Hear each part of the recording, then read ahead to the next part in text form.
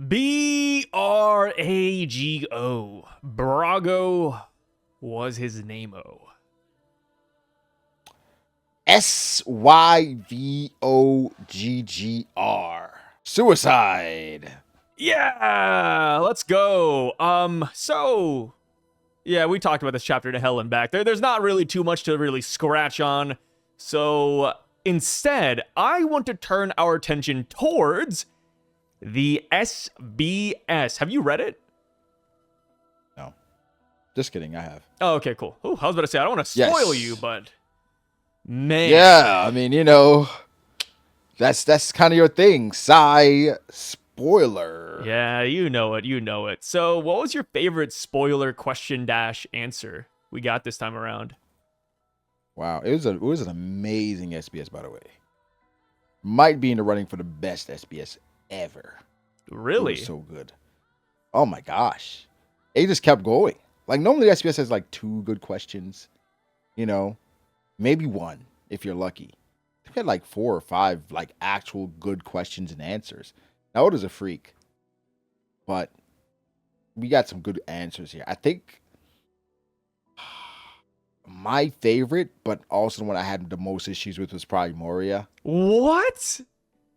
Issues? Yeah. What do you mean issues? I had issues. Are we talking about it right now? Yeah, bring it up. Into it? Yeah, because that's my favorite, dude. What issues do we have here? Are we going to have an issue?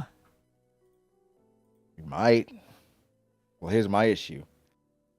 What is Oda talking about saying he couldn't fit it in?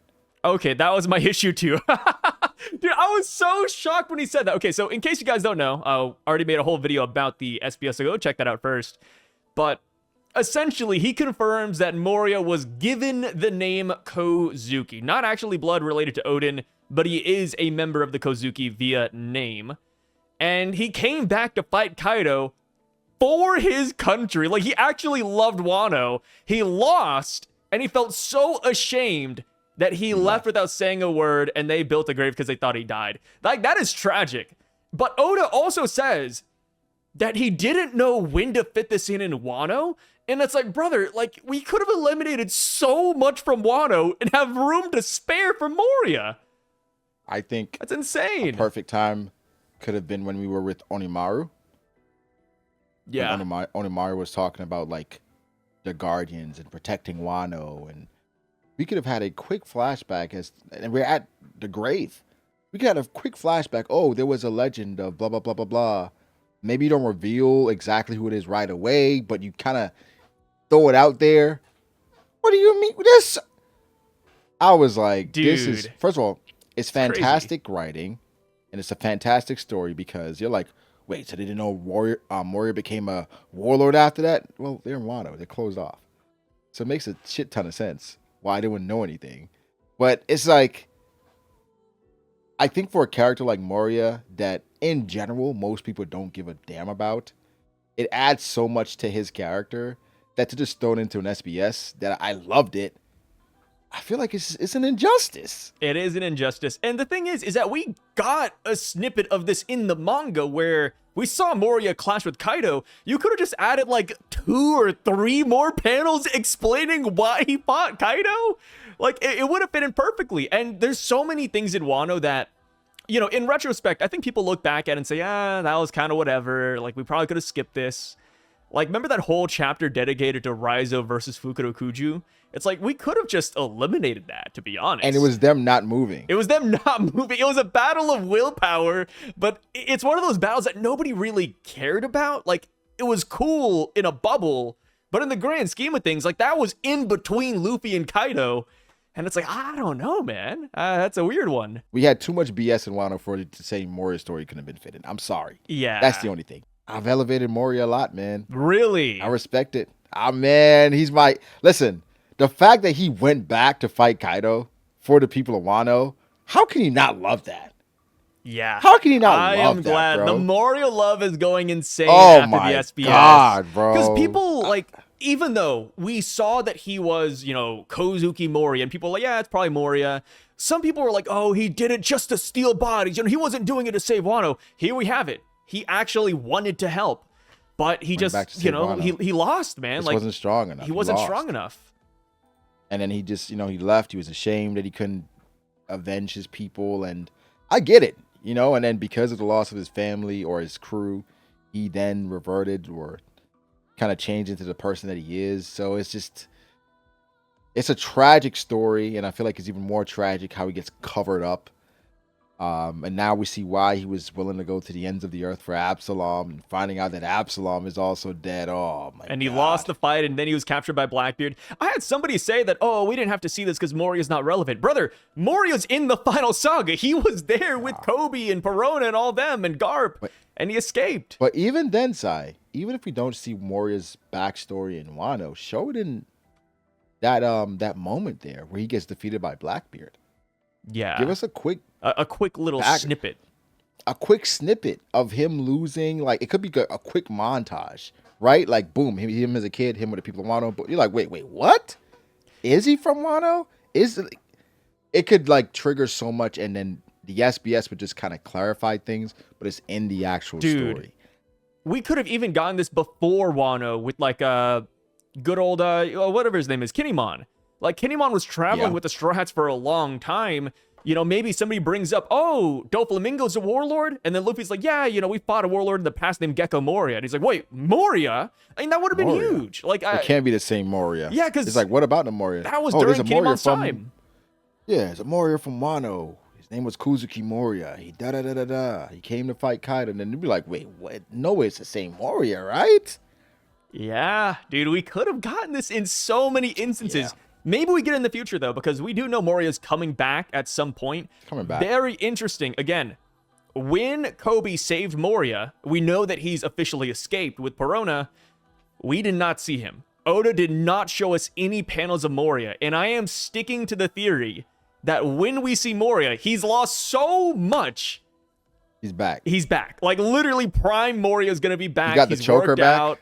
Choker is back. He's going to be buffed out the wazoo. Well, his whole thing was that he stopped relying on himself and he started relying on his crewmates. I think he's going to revert back to being that guy now that most of his crew is like decimated. I think because he failed his crew, he felt like he needed people around him to rely on. It's like he didn't trust in his abilities anymore. Yeah. Just himself. So it's a beautiful story. It's just unfortunate. He's an underdog. I thought that was an amazing question that Oda decided to answer. Yeah, W Oda, man. So outside of that, we also got some small lore here or there. I think a fun one is the name of Rox's sword. It is called Eclipse. Ooh, fire, brother. I think because it's so many things you could say at the end. Right? Yeah. Like, you better watch out because it's about to get dark for you, boy. The sun, it won't save you from this. Oh. I think it's an amazing name, man. Eclipse. Love it. Yeah, and people are saying, like, the symbology behind it, right? Because the eclipse is when, like, the moon blocks the sun. And also, Blackbeard's ship is named the Sword of Xebec. Saber of Xebec. So you could also say Blackbeard is riding the Eclipse. And I think thematically, that's just so perfect. Do you think Eclipse is a supreme grade blade? We do have to talk. Okay. Later down, we're going to talk about blades. But I want to think it is because in One Piece, I don't think a blade's rank tells you just about the strength, but it's more so about the relevance and the importance of said character. I think it's tied in a way. And so because of how important Roxs is and how significant he is, I think more than likely it will be a supreme grade blade. Yeah. I mean, it makes sense. He was clashing with Roger, who also had a supreme grade blade. Whitebeard on his crew has a supreme grade blade. Like, just give him one. I feel like with a name like Eclipse, you cannot be anything lower than that. Like I said, Oda had some great questions in this SBS, but man, I was pissed at some things too. But what were you pissed about? Speaking of graded blades, we find out about Shiki's. Okay, blades. see, I don't think this is that big of a deal. Oh my This God, isn't son, that this is bad. egregious. It's egregious. Okay, we just said Roxs was clashing with Roger and Whitebeard. Guess who seemingly was supposed to be also doing that? Shiki. And somehow Shiki doesn't even have, like, what is it? Those are the great grade? Yeah, we have Supreme, then we have Great, and then we have like the 50 skillful blades. He's not even great. Yeah, he's not one of the 21. I will admit, we could have given him the 21. I feel like there's so many empty slots, it would not be bad to just say, hey, Shiki has 2 of them. That would have made sense. I will admit, this is a nerf for no reason. I'm not expecting to have Supreme, but it could have at least been one of the 21. He was a legend back then with some of the goats. And he was clashing with these goats. Yeah. And he was up there, like, he was part of the Roxs Pirates. And you're telling me he had 2s? I don't know if this boost, like, Shiki's cachet because he was hanging with these guys with regular blades. I mean, technically, this was after Roger died. Because he got him after he went to confront these guys. Then he got thrown into Upside Down. Then he cut his legs off. So, technically, these blades were not the blades he was clashing with Roger with. But I think, again, blades are like a bestowment in One Piece, where it's like this is solidifying your place in history. You have a supreme grade weapon. For Shiki, I now wonder about his place in history, side, because you just have 2 skillful blades. But there's also Ryuma. Ryuma, the second black blade in the entire series, and it's not one of the 12, it's one of the 21, which you could still admit is better than Shiki, but you know. And the reason why Ryuma gets a pass is because it's black. Yeah, okay, that's fair. You know? Yeah. So it's like for Shiki, I'm like, why? And then, okay. And then even more about Shiki's story. Where is he from? So for some reason, Oda does not say that Shiki is from Wano, which everybody initially thought. He instead comes from Yano, which is a place we've never heard of before, and it is a rougher version of Japan. It's essentially the ghetto of Wano, the ghetto version of Wano. I do not know why this was created, but here we go. Yano Country is a thing. Here's what the setup is. There's going to be the more upscale version of Wano. That's where MIHAWK is from. Ah, I gotcha. Because what it does, it creates it out for like, whoa, why MIHAWK never visited Wano? Well, he had his own country that was of great swordsmen. That was more, a bit more upscale than Wano. It makes another thing stand out and makes it a bit more egregious. That even in the midst of this vast world with Yano and Wano and Kano and Wano, everybody's seemingly connected. All these different places, everybody is seemingly connected. Which, at sometimes it's like a suspension of disbelief. It's like, I guess everybody is connected in some way. So, I think you understand the connections more if people are from the same place. Whereas, like, if all these people from Wano, it's like, okay, that makes sense. Yeah. They say he's from Kano, he's from Wano, he's from here. But somehow they're all connected. It's just, I just feel like it's unnecessary, but it's world building. So it's like, yeah. So now we have Kano, Yano, Wano.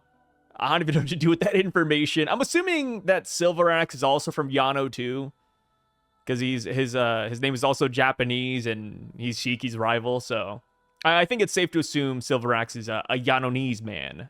I feel like it's just the issue we had with MIHAWK was like he's never been to Wano, because Wano is like this great city or great country of swordsmen. Oda's just going to create another country of swordsmen. Maybe it's coupled with the fact that Shiki doesn't have a supreme grade or a great grade blade. I'm just like, yeah, it feels like he's just thrown away. Like, oh, he's from Yano. Like, oh yeah, he's just over here. I'm just like, this is Shiki, bro, and he's still alive, by the way. Yeah. So we get revealed, possibly, to the notion that Shiki is still alive and kicking, because Oda says that he is currently 73 years old. Where is he? What is Shiki doing? Will he ever make a reappearance? He's still in Yano, bro. You think he's in Yano right now? Yano. Oh, maybe he rules Yano. Yeah, he's the Shogun of Yano. Maybe that's it. Shogun of Yano. Yep. Huh. That's going to be a cover story. Because now we mention it, it's going to be a cover story. Adventure in Yano country. Yeah, maybe, oh, here's a good one. We follow Sentomaru, and he goes to Yano. Maybe that's where Sentomaru is really from. Nah, Sentomaru, like, is an orphan boy in the woods, I think, so. Right. Yeah, parents are from Yano. There we go. Okay, I see where you're going. Yeah, who knows, man? Shiryu, yeah, just everybody with a Japanese name, they're from Yano. what's his name? Gorosei. Nasujuro. Yeah, from Yano as well. It makes you wonder, where's Yano in the Reverie? Do you think they appeared or not appeared? They could have been like a background character, just... Yeah, it could be like a background member, or maybe they're closed off as well, like Wano. Not invited. Okay, here's what Yano does. And I understand it, but it also like, it's not necessary because we saw Shiki. We saw, I guess, an appearance of him in Wano. What it does is it makes it easier for Oda to write story or more story. Because if you say Shiki's from Wano, it creates a lot of barriers considering that we know a lot of Wano's history. So if you say, oh, Shiki was from Wano, then more questions come up about Wano with Shiki. Yeah, like how did he escape? How did he become a pirate? Yeah.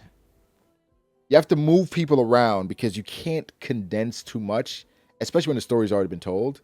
To retroactively go back and kind of fit these characters in, I guess it starts feeling like bullshit.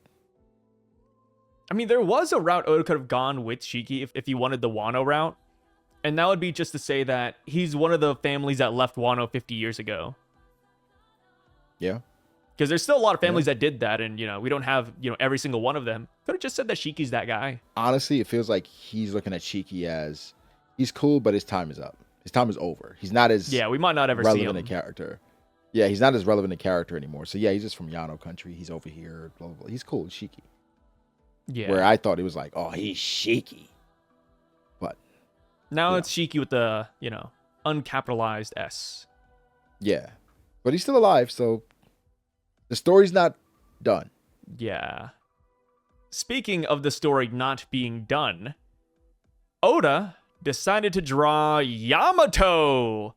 Good timeline and bad timeline at 40 years old and 60 years old. And this is a debatable thing. One thing, as a Yamato fan, that this did was that this brought back the Yamato for Nakama agenda. Because good timeline at age 40, she does say it's Wano country. Let's go have a visit Luffy. And it's like, whoa, she's aboard the ship? Wait a minute. I mean, granted, maybe by that time, like, the story's already over. We're not going to see her join, but let a brother dream, man. Not gonna lie to you, I ain't thinking about that at all. That's okay. You hate Yamato, so I understand it. You ignored it. That is totally within your right. I went right to the bad timeline. And the bad timeline, Yamato gets her hair cut like Odin. Uh-huh. And she says, I want to be Odin. And in the bad timeline, she wants to be Odin so bad that she burns herself alive. Bro, do you understand how insane that is? Oda is basically saying that she's neurodivergent. Low-key. But also, it kind of tells us that her wanting to be too much like Odin is not good. So we do have to, like, get over that. And, Yamato needs to do Yamato things. Yamato has to desire Yamato things. And I love it. I love it. I love it that Oda is looking at it and saying, yeah, she can't continue living like this. This is not her path, because this is where the path goes. You obsessing over becoming Odin and wanting to be Odin is going to lead you to, like, literally killing yourself. This is insane. Which we've been saying for a long time. Yo, you wanted to be Odin. It's not a good thing. Forge your own path. Now, in a good timeline, her saying she doesn't want to become a big shot. That's kind of interesting. Like, maybe she just wants to retire. That's my like, takeaway. Yeah, but or maybe and that's offered, a good timeline. Maybe she's offered like a daimyo role. Like, oh, she's back in Wano, age 60. And Momonosuke's like, hey, Yamato, you should rule this little area. And Yamato's like, nah, I'm just traveling. Maybe that means that Yamato went through her travels and there was like a lot of growth. To the point, maybe there's some backlash from her being Kaido's daughter, right? Maybe there's some lessons there where Yamato's at the point now. I don't want to be a big shot. Oden's a big shot. You wanted to be Oden. What changed? Yamato's relaxed. She's found her path. Also, people have pointed out that the robe that she has on is the scabbard robe. It looks like she becomes like an official member of the gang by the end of it, and she is like retiring in Makes Wano. Sense. Which is nice. And yeah, think about it as well. Her role is the guardian of Wano, right? And typically for these deities, they're kind of recluse. They're in the background. They just show up when they're needed, right? So I think Yamato kind of takes on that path, that role of being maybe, a bit secluded in her own thing. She shows up when she needs to, but she kind of finds her way. And so I like it. Honestly, based on this SBS and these timelines, I would like at some point when One Piece ends, because I don't think we're going to get enough focus on it, a Yamato story. I say, just have Yamato join the crew here in Elbaf. No. hey, bring Yamato back in, Oda. You want to do it? Dude, I'm telling you, Oda loves drawing bad Yamato. Timeline Yamato. This is bad timeline Yamato. She still wants to be Oden, bro. Is not the first time Oda's drawn Yamato past the cover page stories. Literally, right after Oda finished, he was like, yeah, I bet you guys miss Yamato. Don't worry, we'll see her again later. And then boom, here we go. Next SBS, he draws Yamato. He can't help it, man. It's like a cocaine addict. He's scratching his neck about Yamato. But it's because of her titties. That's the only reason why. No. Look at the SBS. There's none of it there. Yeah, but give it time, brother. Oda cannot wait to fit Yamato into some skimpy clothing with her big rack and say, oh, somebody's like, hey, Oda, does Yamato wear a bra? She's like, ha. No. Does Oden wear a bra? Oden lets it fly. Does he not? Yeah.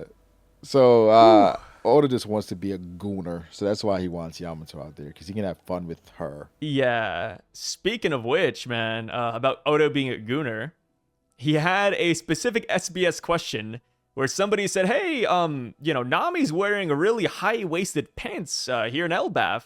How is it possible that she's also wearing underwear? And Oda's like, well, she's not wearing underwear. She's actually just fully nude underneath. And I think that's kind of crazy because, like, now whenever I see Nami, it's like, dude, we're literally like a breeze away from a show. That's insane. We talked about before where Nico Robin could have the Ohara tree in her bush. And Nami has a tangerine orchard down there. We're about to see it any day now. I think because they, like Oda's saying, they're not wearing any underwear. Probably clean shaven, right? Where you can't really tell.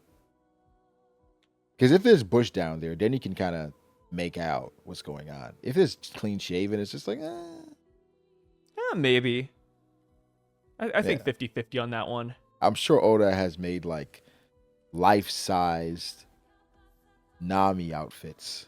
Hey, wife, I got something I want you to try. Yeah, put this on. She's like, oh, where's the underwear? Those are the underwear. Yeah. Why would they have that in Elbaf? They're savages, are they not? They're cavemen. Oh, man. So another big thing we got is the reveal, 1,000% confirmed now, that the person who met the Gorosei was not Shanks. It is Shamrock instead. It's finally over. Boy beat the allegations. The debate is done, dude. Even when we saw Shamrock, a lot of people still held strong that it was Shanks. But here we go. Oda has finally confirmed it. It is Shamrock, and it's funny because he says, "Oh yes, I forgot to tell the anime staff about it not being Shanks." It's like, okay, I think that was on purpose, but it is what it is. Yeah, I think either on purpose or Oda just changed his mind. Yeah, could be either or. Yeah. Yeah, I don't think he forgot to tell the anime staff, "Oh, this is not Shanks." I think it's just like it could have been a situation where he thought about what he was going to do after the fact. Yeah. But because I mean, it being Shamrock, I mean, like you said, by the anime, use Shanks' voice actor, all this different stuff. It being Shamrock is cool. However, got issues with this one too. What's up? What's the issue? This was one that I think would have been better revealed in the story. Like, I think if we saw a different perspective, because I do think we're going to see some more perspectives from the Gorosei, etc. We could see from the perspective of one of the Gorosei, where we see Shanks come in, we see them, and then all of a sudden they take the hood off. It's like, oh shit, right? And then it's like more speculation, or it's confirmed that way. This is, I think, because this was such a major talking point at the time, as far as like why Shanks doing this, like why would Shanks be doing this? He could have literally stretched this out, and to just reveal it like, oh, it's not Shanks, it's Shamrock. If it was like, oh, okay, all right, that's good, but then it still feels like, damn, it's, I guess it wasn't that important. Yeah, So, I feel like what they should have done was that they should have shown this in the manga. Depending on who the pirate they wanted to talk about was. But let's say, for hypothetical, it was Loki, right? He says, I want to talk about pirate. Maybe it's Loki because he wants to recruit into the God Knights. He wants to go to Elbaf, etc., etc. We could have gotten the reveal here, where Shamrock, you know, he gets the introduction box, and then we flash back to the Gorosei meeting. And he's like, yeah, the pirate I want to talk about is Loki. And they're like, oh, hello, Shamrock. And we just get the reveal there. Because if this is it, I feel like anime watchers are not going to know. I think they're gonna find a way to incorporate it into the story. Yeah, like we're gonna have to see this again, right? Yeah, I think the anime staff will do a good job of incorporating it into the story. Probably when we see Shamrock. I hope, yeah. Because I hope so, because I mean, anime onlys, typically you might hear something, but I'll be honest, when I was only anime only and I wasn't reading the manga, I wasn't watching YouTube, I didn't know anything about cover stories, and I was just in the anime, right? I was locked in there. So, you know, unless people are doing additional things, you're not going to know. But one thing they did do, they did include the Aokiji cover story into the anime, right? Of going to Whole Cake Island and all the different stuff. So I would assume, because this is just such important, pertinent information, it's like, why not kind of dispel those notions in the anime as well? I'm not sure exactly where you fit it in. Again, it could be the Shamrock reveal, you know, once we find out who he is. But this is major, I think. Major, because the whole conversation changes now, right? Because Shamrock is going, saying, I want to talk about a certain pirate. It could be talking about his brother. Yeah. Right? But it changes the narrative on Shamrock going there and who he wants to talk about. Which is funny, Oda kind of stayed away from that completely. You know, it's not Shanks, Shamrock. I'm like, yeah, but what? Okay, what pirate? Who is he talking about? Yeah, who does he want to talk about? He didn't address like who the conversation was around. Because that's interesting for Shamrock to go do that. Why is Shamrock going to do that? That brings even more questions. With Shanks, you can kind of see the through line. With Shamrock, I'm like, what? Why? I don't mind the reveal. I just feel like it could have been done a little differently. But, you know, Shanks got cleared, so we're good. Yeah, he got clear from all of the allegations, which, I mean, the thing is, even if it was Shanks at the end of the day, I don't think he's necessarily a rat. Like, we don't know who he was talking about. If it was Blackbeard, he's like, hey, this guy's going to end the world one day. I mean, that's kind of fair. But obviously, Shanks is like, he's playing a role, and he plays this role depending on the room that he's in to succeed or to get whatever he needs from that position. We've seen it time and time again. And even if he played this role to get something from the Gorosei, okay, whoop-de-doo. What's wrong with that? That's just his position in the world. So yeah, I was never a part of the rat. Shanks is a rat allegations, because I mean, this is just, it's a funny meme. This is One Piece. It's funny. Yeah, it's funny. It's funny. But at the end of the day, it's like he's playing the game. In One Piece, you get in where you fit in. Like, exactly. He's just playing the game, and he plays it really well. Yeah, exactly. So, last one to talk about here. But we got the major explanation as to why Roger's Jolly Roger is a skeleton with a double world mustache. It's so funny, dude. First thing I did when I saw this, I messaged Par. Because Par, he's been going on and on and on week after week. He had like a 30-minute theory video that was on the way about how Roger's Jolly Roger is based on like his mentor or Louis Arnaud or just another explorer from the Void Century. And then Oda deadass came out and said the mustache on Roger's ship. And this is important because Roger didn't always have the mustache, but he always had the Jolly Roger. Oda said that it isn't actually a mustache. In fact, it's just udon noodles hanging out of his nose. Then he said, "Oh, but for the Western audience, a long macaroni." Yeah. I asked this question recently in the video. I forget which video it was, but I was like, okay, why does Roger have a mustache and his Jolly Roger before he had a mustache? And funny enough, a lot of people in the comments had a great response. They said, well, he was somebody growing up. He always wanted a mustache. Maybe a mentor had a mustache or somebody he knew or he saw had a mustache and he always wanted one. So on his Jolly Roger, he put the mustache and he kind of, spoke it into existence or he willed it into existence. And so that was the reason why he had. This is way more ridiculous, but it's so One Piece. Udon noodles. Udon noodles. What the hell, Oda? Why the hell would udon noodles be there? Do not know. Somebody said, I don't know if this is true, but somebody said in the Ace light novels, there's a scene where Ace also really likes udon noodles, and it was hanging out of his nose at one point. Or something of the sort. It was like hanging out of his mouth. And they said that could be like a through line between Ace and Roger. They both just love noodles a lot. I mean, I don't know if that's true. It's just what I've heard, but I was like, I'm sure. You know what? Go for it, man. You know what's funny? What's up? Because I said the same thing. But when the Shiki thing, right? Where Oda said something about Yano country. And then I said, man, this is just Oda just making some shit up. And then the thought goes to, am I making some shit up when it's my story? This is my story. Yeah, nobody's going to stop everything you. Everything is me making some shit up. Right? So it's just like, bro, it is what it is.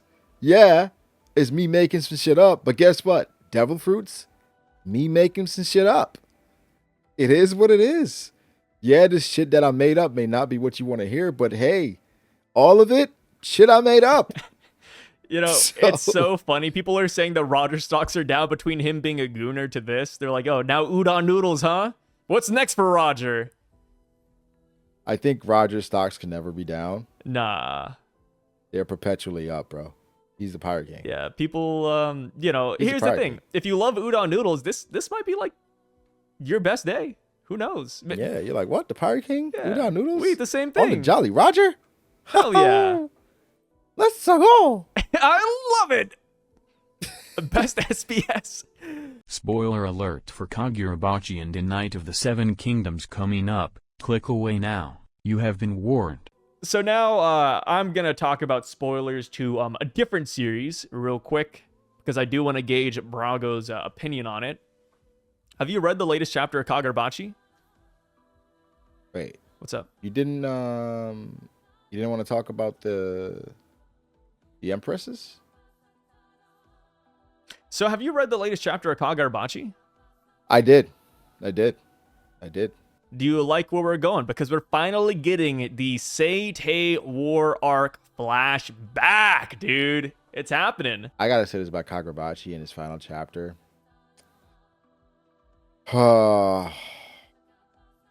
Genius. Fucking Did not expect to go into part 2 of Kagurabachi, starting with a flashback of the war. And we start off the chapter with good old, we don't even know the guy's name.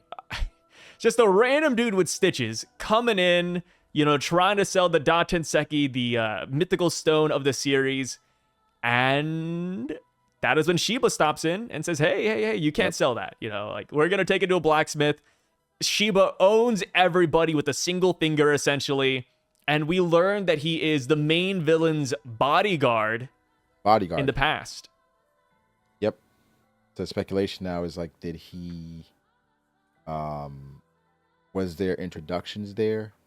You know, was he kind of the person, the mediator between these guys? So it adds to Shiba's agency a lot. And we know Shiba was really important before, but it's deepening the lore. And I think, again, going into a flashback before we get the part 2 of the story, it makes so much sense because we still don't know a lot, right? There's things they're talking about with the malediction and all. We were talking about it before, Si, in our last conversation about Kagurabachi. Was like, well, we don't know what happened. We don't know what they were up against. We don't know why these swords needed to be this strong. The Shokoku look insane. They look scary, man. Those islanders? Yeah. They're it's a good thing we got rid of them. Well, they seem to, here's what they seem to be. It seems like, and you know, this is speculation, I would guess that they know the potential of Datenseki, right? And so their goal is to be deterrence and to keep people away from the Datenseki. And so essentially, because they know of the potential and what could possibly happen with the Datenseki, that ultimately caused their downfall. And it's like, see, this is why you stay away from the Datenseki. And it's almost like, if I expect maybe a few members to still be alive, and they're going to be part of the resistance, and they're going to be like, this is why we were protecting it. And now you see, because with Soga running around, this is why you do not wield this power, because you have power-hungry monsters like this. I know that's your boy. That's my boy. But you have monsters like this wielding this power with no equal, and nobody can stop him. This is why you don't do it. So, I think they're going to be the good guys, right? The Shokoku? No, I do not think so. Because they're just trying to keep people away. Who cares, man? It spawned in Japan. It's theirs. That's the thing, you know. I always go to bat for whoever side we're viewing through the manga's perspective. We are the Japanese right now, Brago. And if it means that we got to wipe out this island full of, you know, random people, I say go for it. You know what, Soga? He cooked, man. He cooked. This feels like we're going into like Skypiea. We're going to get a Wiper and these characters that are actually good people that are trying to maintain balance, and they don't even understand how they got to where they got to. Okay, you say that, but we also heard beforehand that they attacked Japan like on multiple occasions, so. We don't know why. We don't know why. But I think there's nothing wrong with fighting back and eliminating the threat. Okay, Ender. I'm just saying, dude. I do not think by the end of this flashback, we're going to view Soga as like a bad dude. He is a hero. I think they're going to be endearing qualities about Soga. But I think he's going to be one of those characters that is going to be heavily discussed if he's good or bad. It's kind of like Light Yagami. Yeah. Is Light good or Light bad? It's debatable, man. Right. So Light was killing people, but he's kind of killing criminals. But then he got to the point where he's killing people that didn't fit his agenda. They're like, well, he was doing a lot of good. He was. Right, net positive. Net positive, dude. So I think I feel like we have to start kind of categorizing villains. Where are you just like a super villain? Are you the net positive villain? You know, are you the endearing villain? I think Soga is like, at least for you, is a net positive villain. Where it's like, net positive. They were a threat.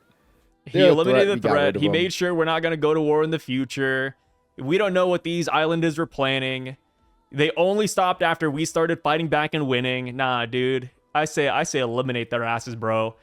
And I think we're going to see that, you know, it's going to be somewhat justified. They're probably going to kill his lover because we don't know what happened to her, right? Well, maybe she was killed because they took the Datinseki.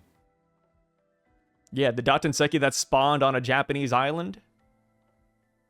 Yeah. I'm telling you, I do not care if they're the protectors of some stones, man.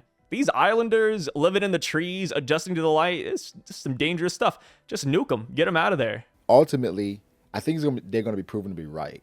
That you should have stayed away from the Datinseki. I don't know. We'll see. I mean, that's the thing. It's a resource. If something just spawned in your backyard and it's like super powerful, would you not like use it? But what if I don't understand it? Well, you can start to understand it. I mean, that's what they're doing in Kagurabachi. They're over here researching the stone. They're trying to figure out how to use it. No, but the thing is, they were wielding it even before they understood it. Clearly. Yeah, I mean, somebody's got to try it out. Yeah, and they tried it out on people. Experimentation, man. W progress. So, last things last. I do want to get your opinion on this, but you've watched all of A Night of the Seven Kingdoms, right? Binged it. What'd you think? Better than House of the Dragon. Really? Yeah. It's a fun show. It's more comedic. Did you watch season 2 of House of the Dragon? Yeah, I finished all of it. Yeah. I think they leaned into the comedy. Sure. Did a great job of that. But they kept it condensed. They had us follow a character that we can root for. I think with Game of Thrones, it always starts so big. Right? Yeah. The Starks, the Baratheons, the Lannisters, right? The Targaryens. This time we started from fucking Dunk. Sir Dunk. And it felt like we were going a different way. Normally we start big and we kind of narrow it down with Game of Thrones. With this one, we started narrow and it kind of widened. So it was a different journey, and it was much easier to root for Dunk. Again, with Game of Thrones, typically when it starts, it takes a while to figure out, okay, who am I rooting for? Who's my guy here? What family? What character?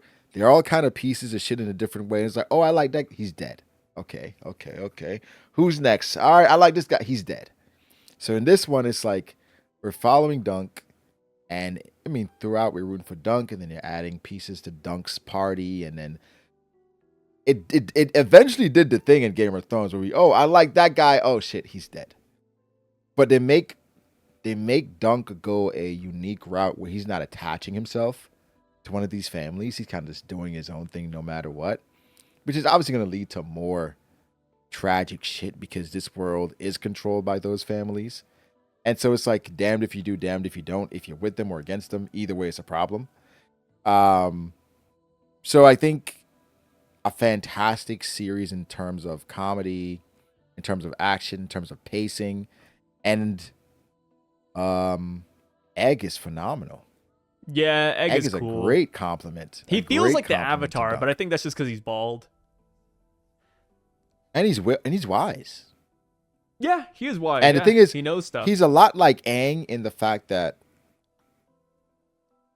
Aang is wise based on the teachings from Gadatsu, the Airbenders, right? Yeah. But Aang doesn't understand some basic human interactions. So Aang has to learn almost to be human and be normal from like Katara, Sokka, even Toph. And that's part of his journey to become the Avatar, where now he has all this power. But because of his journey with these regular people, he can understand everybody a bit better. Where Egg is the same way. Where Egg has all this knowledge about, even he's teaching Dunk. Like, Dunk's like, yo. He's like, what's your name? Dunk. Sir Dunk. Sir Duncan? Yeah. Sir Duncan. So he's teaching him all these more higher level ways of thinking. But Dunk is kind of teaching him about people based on what he learned from his knight.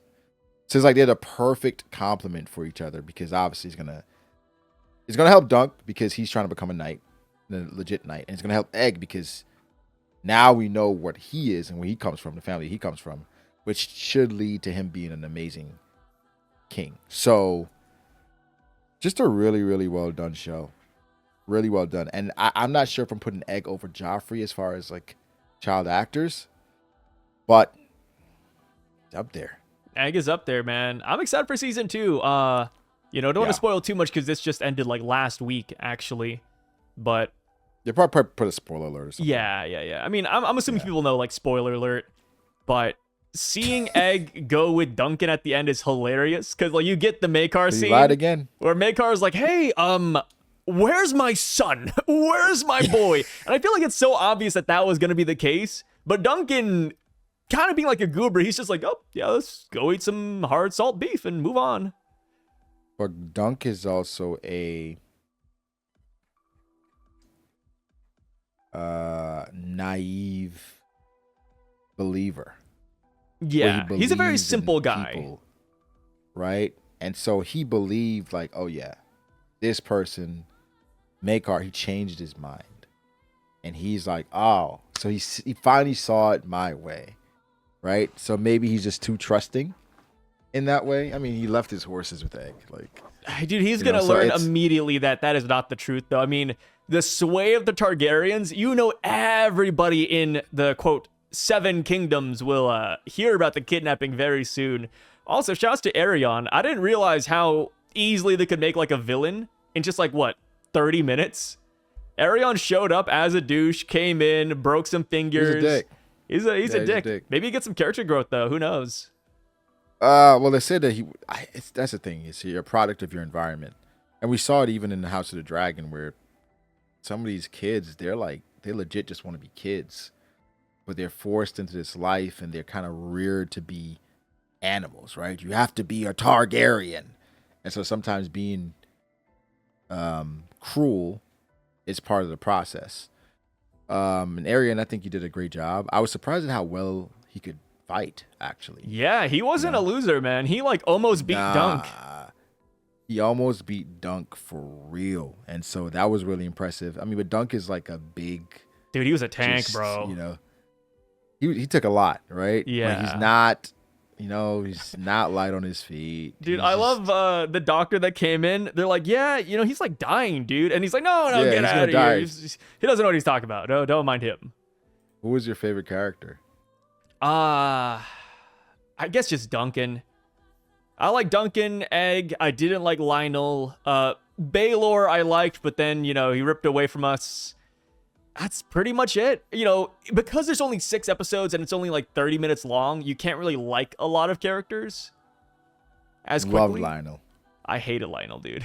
Love Lionel. I did not like He was Lionel. the realest. He was realest character on that show. He's just he a says drunk it dude, like man. it is, bro. He's like Arlen. Arlen is literally just a drunk master who's just walking around fumbling through life. No. I think Arlen was the master that he had honor, right?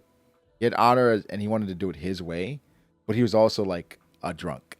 I think for Lionel, he understands how the world works and he's operating within that, but he knows how to have a good fucking time, man. Yeah. So he's not like bad.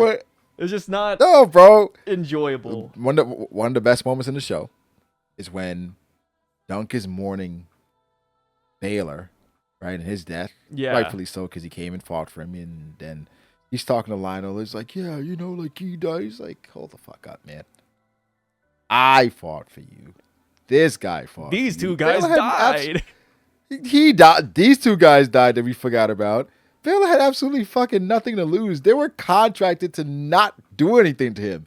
His brother fucked him over. And as far as I'm concerned, a dead Targaryen is a good Targaryen. So it's like, he was spitting. The Targaryens, like, now they don't have their dragons. They're probably even more cruel to kind of keep up the facade or keep up the image of them being dragons. So for him, he's like, bro, like, I had everything to lose. Like, now, like, my, I guess how I'm viewed could be different, right? Because I'm going against the Targaryens. Like, all these, like, fucking regular people fighting against the Targaryens. Like, bro, we had everything to lose. Like, fuck them. He's real, man. He's a funny guy. It wasn't my favorite, hilarious. but, Yeah, Lionel's there. I just love like the names though. I think that's one of my favorite parts when watching like these Game of Thrones spin-off shows. Stefan. Like, oh, like here's a Baratheon, here's the Targaryens from this era. Yeah. Here's the Starks from this era. Like that is really fun. Yeah, finding out that Brienne is Dunk's. She basically comes from Dunk's line. The Tarts, yeah. Yeah, that was cool to see. It's just like really cool, especially because you went through Game of Thrones, hearing these families, seeing like the ancestors. It's like, oh shit. Okay. Also, crazy. That's pretty cool. Watching House of Dragon, you hear about all these like families, and I'm just like, yo, they're gonna get nuked because they're not in Game of Thrones. Like some of these families are gonna be gone or like decimated. What Game of Thrones and all these like spinoffs make you realize is just how fragile the world is, right? And even when things are going absolutely fantastic, one small thing, it could be a look, it could be an affair, it just ruins everything, right? And it can change the trajectory of a family instantly. And so everybody's always walking on their toes, and that's why everybody dick ride so vigorously, because you kind of have to. Because if you fall out of favor with any of these big families, like if you bet on the wrong horse, you're done. Because if the king says off with your head, nobody, even if they're wrong, you can't stop it. Like we saw what happened to Ned. Like, yeah, everybody thought it was bullshit. Still didn't stop it. Like, it was amazing. It was an amazing series. I can't wait for season 2. And season 3 of House of the Dragon, which comes out this year too. Excited for that. I think it comes out, isn't it? In July. Next month or this month? It's July. It's July? Yeah. I looked at the trailer. Yeah, I can't. I hope it's better than season 2. I didn't mind season 2. What was your problem with season 2? I think based on how season 1 ended, where they massacred my son the way they did, I was expecting crash outs. There wasn't enough crash out for me. She was still too dignified for what happened. Now, she was mourning, and she was trying to come to terms with everything that was going on. But listen, bro, that was an insane cliffhanger. They killed the messenger, Sai. You never kill the messenger. That's war, instantly. I mean, we did have a son for a son. Okay. Yeah, but still, we need more.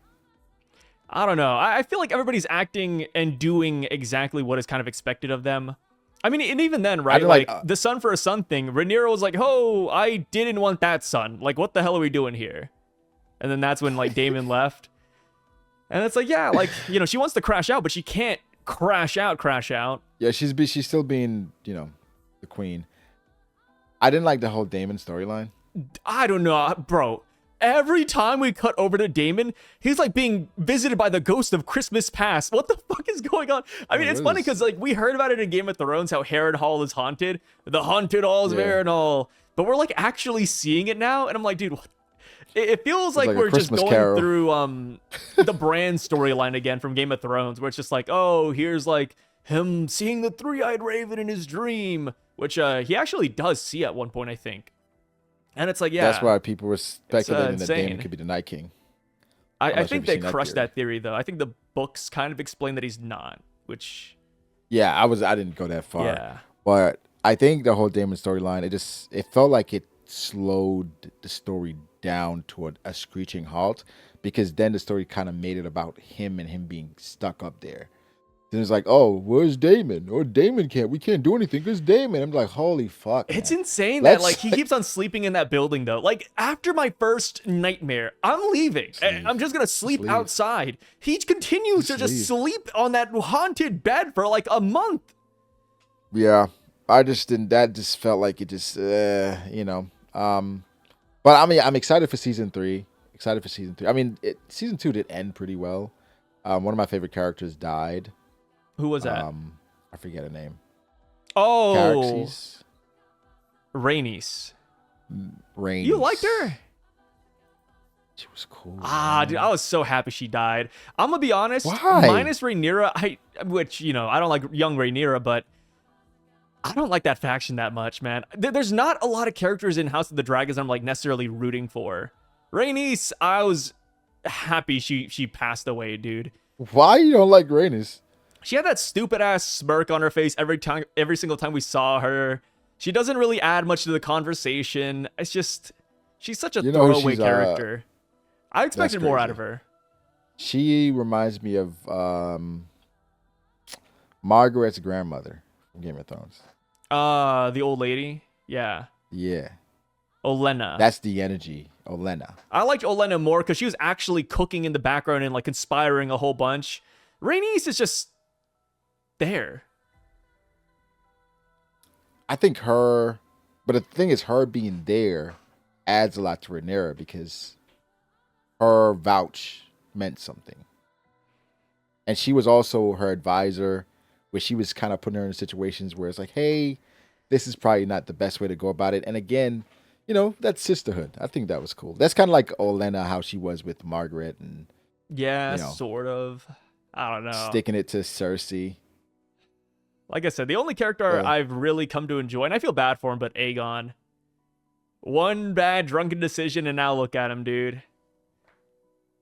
Which, I mean, apparently, like, House of the Dragon's going kind of away from the books like Game of Thrones. So I'm kind of curious to see what they're going to do with that. But looking forward to it. Season 3 can't come soon enough. Typically, the further you get away from the books, the worse things get. So I don't know. I mean, Game of Thrones made a lot of decisions before Season 8 and 7 that were away from the book. And I'd say some of it was kind of cool. It's nice seeing, like, spin-offs. And I bet that's also fun from, like, a reader's perspective. Because you expect one thing and then, oh, here's, like, a new reason to watch the show because it's, like, different. It's fun when it works. Yeah, it's fun when it works. And we don't know if it's going to work or not yet. So, like, One Piece has taken liberties in certain episodes where it's like, oh, okay, that's different. Yeah. Like, you know, but even in the, we were talking about a Whole Cake Island flashback, the Whole Cake Island cover story. Like, that whole Cracker, Aokiji, that was crazy. Van Hogger section. You know, but I loved it. Yeah. I thought it was amazing. You know, so it's like, I think if you take certain liberties and it works, then we're like, oh, okay, cool. I didn't expect it. That's great. Then it works. But if you take certain liberties and it's not good and it's worse than the source material, bro, just follow the fucking source material. Yeah. I think that leads to even greater. And it's hard outrage. to tell. It's hard to tell if that's going to work or not until the series is done. You never know. You never know. You never know. But typically, especially with Game of Thrones, you want to stick to the source as close as possible. Yeah, which is what they're doing for Night of the Seven Kingdoms. But yep. With that being said, we will catch you guys later. Hopefully you guys enjoyed the SBS as well as just side talk on the, you know, about Kagurabachi and Knights. But yep, we'll catch you guys later. Thank you so much for watching the video. Make sure to check out Brago. You know exactly where to find him. And peace out, guys. See you in the next one.